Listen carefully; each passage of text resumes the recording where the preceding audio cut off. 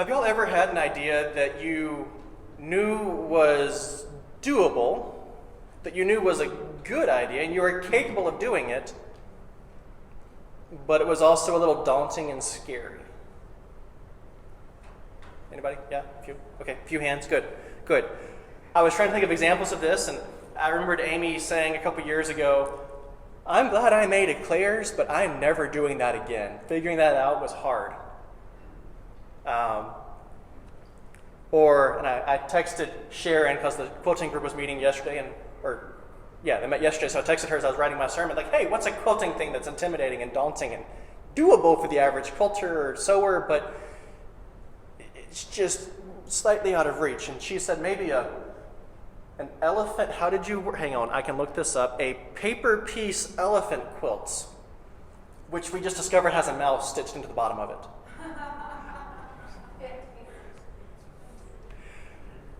That looks intimidating to me, and if a sewer says that's intimidating to them, that takes some work and some dedication to figure out. And in my woodworking Facebook groups, I see people sometimes post things like, I'm a carpenter, and I want to build a guitar, which is an entirely different skill set. Similar, you're still working with wood, but it is an entirely different level of tolerances for the things to do. And in gardening groups in Edmonton, I see people posting all the time, like, I want to grow a peach tree in Edmonton. How do I do that? Those of us that garden sort of know, you're not from around here. Like, I'm not even tempted to do that. But apparently there is somebody in Edmonton who has a peach tree that has produced fruit. Must be the best microclimate in Edmonton. I don't know how. What? Or the Edmonton area. I don't know exactly where they were. We all have these ideas of like, that's a good idea, but it's a reach. And we're not exactly sure how to do those things or get there. And that's kind of how I feel about our series for Lent this year. I'm very excited about it. I've been wanting to do it for years. But the idea of preaching through Holy Week in 5 Sundays, that's a bit intimidating, simply because so much happens in Holy Week. I mean, I could preach on just the evening of Maundy Thursday for the same amount of time and not cover everything that happened in the upper room. It's just so much to do, and then you throw in the significance of everything that happens. It's a little scary. And when you have that idea that you know is doable, but you're just not exactly sure how, what do you do next?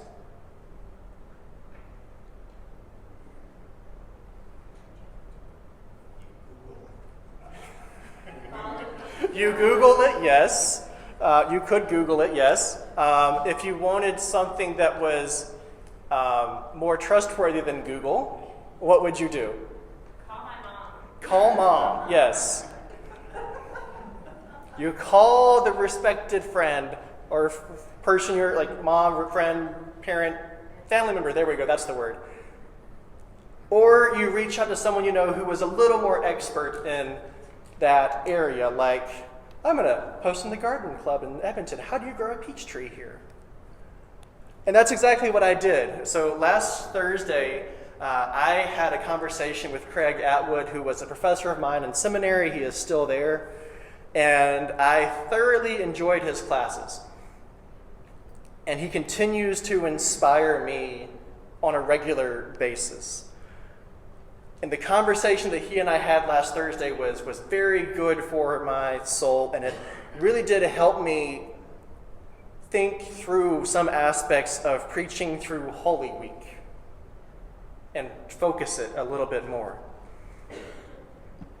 And I hope that's going to be helpful in our collective journey of understanding Holy Week and then walking through it to make it more meaningful or have it have more meaning for us. And in our conversation last week, Craig said that the way Moravians celebrate Holy Week by simply reading a harmony of the Passion narratives in each of the Gospels, he said it teaches us, that simple practice, teaches us to not look away from human suffering and also to respond to that suffering with compassion. He said, our practice of remembering the suffering and struggle that Jesus endured during Holy Week increases our capacity to look at human suffering and respond with compassion.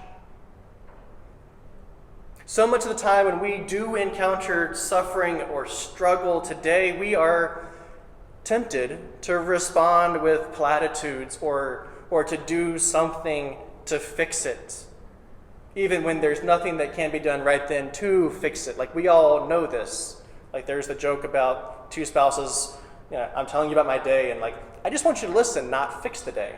Like we know this. But offering platitudes or doing something to fix it are not options when we read the Passion narratives. We cannot give Jesus a platitude right after he is betrayed and left alone by all of his closest friends. Not just Judas, but they all abandoned him after the betrayal. What platitude can we give to Jesus in that moment? And we cannot do anything to fix the pain that we are experiencing vicariously through reading these texts. All we can do is listen and feel and empathize and not turn our eyes and hearts away. And that is good practice for us because so much of the suffering today cannot be fixed with platitudes or with simple actions. Sometimes all we can do with people who are walking through a dark valley is sit with them and be with them and remind them that they are not alone. Sometimes that's all we can do.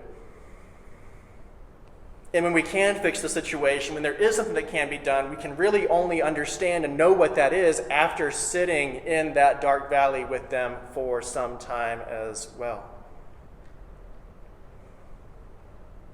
And even when there is simple and direct action that can be taken, like it's a very real situation right now and you can do something to stop it or change it, make somebody's day better, or prevent somebody's day from getting very bad, we have to admit that apathy is a hard thing to overcome. Apathy being an inability to connect with that person or with that suffering. Like, yeah, it's not great, but I don't really care. We talk about the opposite of love being hatred, but I think apathy might be even more of an opposite of love. And there's a scene in Hotel Rwanda that illustrates how deep a challenge it is to overcome our apathy. If you're not familiar with the movie, it's about a hotel manager who saves a little over 1,200 people during the genocide in Rwanda that happened in 1994. It's 12. It's a 1,2. With I get those when I talk. I get them confused, but 1,200 lives. He saved them by being a hotel manager. It's a marvelous story. And Joaquin Phoenix is a reporter. He plays a reporter in this movie. And we're about to watch a clip from this film, and it's earlier that day he captured a massacre on video, and he sent it off to the evening news to be displayed for all the people back home in the States and in Canada and really all over the world. And that evening, he has this conversation with the hotel manager. And this conversation really does show the ease with which apathy can turn our eyes away from struggle and suffering.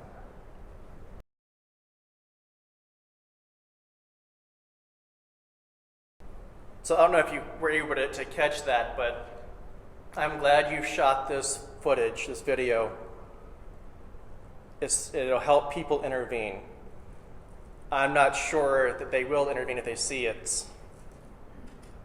How can they not? I think if they see this, they'll say how horrible and continue eating dinner. That's a stark and direct description of the challenge of dealing with apathy for all of us. And walking through Holy Week each year teaches us how to break through that apathy, how to not look away from someone else's suffering, and how we can respond with compassion. And we see this play out in the story of Jesus walking from Jericho to Jerusalem to begin the last week of his life. We see this play out when he heals Bartimaeus before the crowds join Bartimaeus in saying, "Save us." So Bartimaeus is a man who was born blind. We don't know, well, we assume he was born blind. I've always assumed he was born blind. But he was a man who was blind. And because he was blind and because accessibility was not really a thing in the first century, begging was the only thing that he could do to support himself and provide for himself. And he picked a good location to do his thing. Like I said, Jericho was a day's walk from Jerusalem. And when the Passover or other festivals were happening, that road would have been full of pilgrims going to Jerusalem to celebrate. It's a pretty good spot. Lots of traffic and lots of caring and concerned traffic. And also because it was a good spot, I would wager that it was exactly like today, and it was very easy for people to turn their eyes away from him. Just like when we drive up to pick whatever intersection you want to, where you know this happens, and you just automatically choose to not read the sign asking for help. Like, we do this all the time. Like, we know it's going to be there, so we just look the other way. Probably what they would have done then as well. Or we see somebody who's clearly having a bad day because they're stopped on the side of the road, or you can see them crying, or whatever else. They're just acting out in some way, and we go on to our next appointment and let that override our compassion. Or when we hear groups of people saying something needs fixing, and we find excuses to not do the thing that needs fixing. Jesus leaves Jericho on his way to Jerusalem in the last week of his life, and Bartimaeus, someone who was probably rather familiar to the folks in Jericho, interrupts Jesus' travel by crying out, "Son of David, show me mercy." And the crowd immediately scolds Bartimaeus. They don't just shush him or ignore him, they scold him. That's a hard word. It wasn't just a shh, but it was a hostile shh. They were so accustomed to turning their eyes away from him that when he cries out, forcing them to acknowledge his existence, it annoys them to the extent that they scold him. And we also have to admit there's probably another layer of to this for the scolding, because it wasn't just that he was crying out, forcing them to acknowledge him, but what he was crying out. That was a dangerous statement that he just blatantly just screams. Jericho is an important town, and King Herod had winter headquarters there, so there's lots of political interest and power there, and because it's a culturally significant and historically significant city, Rome had a garrison of soldiers there, and when you think about Roman soldiers in some city, they're not just hanging out downtown, they're also at the gates, which is where this happened. Loudly declaring that someone was the son of David, not the safest thing to do in the world in this context. It'd be like walking into the Kremlin today and shouting, "Long live Ukraine," or shouting "Free Palestine" in Rafah.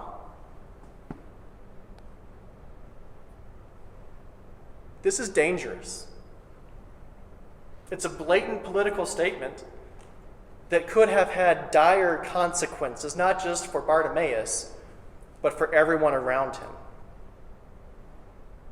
Maybe they scolded him and turned their eyes away from his struggle with some sense of self-preservation in mind, which, if that's what's happening, is not just turning their eyes away from Bartimaeus, but turning their backs on him as well.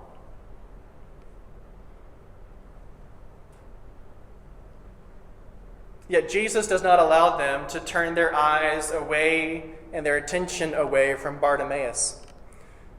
He tells them to call Bartimaeus to himself, forcing the crowd to see and respond to Bartimaeus and not just dismiss him or shun him or push him away. And when Bartimaeus understands this, he does something incredible and throws his cloak down, jumps up, and goes to Jesus. We get the sense that he goes with haste. And in this moment, Jesus demonstrates to his followers that the most important thing about Jericho isn't the wealth or the status or the power or the fear of the Roman soldiers or what in the world is Herod going to do, because not the most benevolent of kings. He demonstrates that not looking away from Bartimaeus and his suffering is the most important thing. And when Jesus and Bartimaeus are face to face, Jesus does something else incredible. He asks him, "What do you want me to do for you?" He could have easily assumed what Bartimaeus wanted. Very easily. Might have been right, might have been wrong. He could have offered a platitude or a token gesture, but instead he asks, "What do you want?" Before offering a solution, before offering a platitude, Jesus asks, "What is it that you need?" And the truth is, oftentimes people will tell us exactly what they need if we have the courage and the ability to see them and to listen, if we have the ability to not turn our eyes and our hearts away. Jesus listened to Bartimaeus before he healed him. He did exactly what Bartimaeus wanted. And remember, in the Gospel of Mark, when Jesus does a healing, he's not just healing the individual, but he is healing the entire community. He is restoring Bartimaeus to full relationship with others and his neighborhood to him. Instead of him being the one they divert their eyes away from, he is fully part of that neighborhood now. The next day, the crowds follow Bartimaeus' example when Jesus gets to Jerusalem. They also throw their cloaks on the ground, on the road, as Jesus rides a donkey, and they all cry out, "Hosanna, save us, deliver us." And they all cry out to the Son of David.